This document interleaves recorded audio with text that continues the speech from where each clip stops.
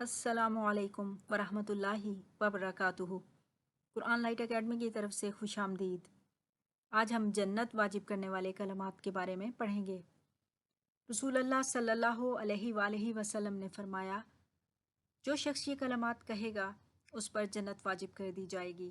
تو چلیے پڑھتے ہیں ان کلمات کو۔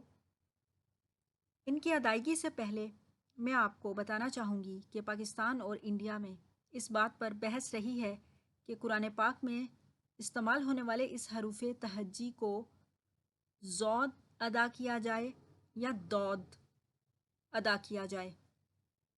ہمیں قرآن پاک عربی لہجے میں پڑھنے کی ہدایت کی گئی ہے اور عرب ممالک میں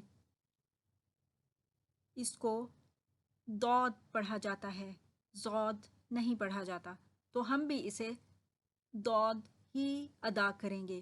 تو چلیے پڑھتے ہیں اس دعا کو۔ بسم اللہ الرحمن الرحیم۔ رضیت باللہ ربا وبالاسلام دینا وبمحمد رسولا۔ میں اللہ کے رب ہونے، اسلام کے دین ہونے اور محمد صلی اللہ علیہ وآلہ وسلم کے رسول ہونے پر راضی ہوا۔ ہمیں ہر روز ان کلمات کو پڑھنا اور سننا چاہیے۔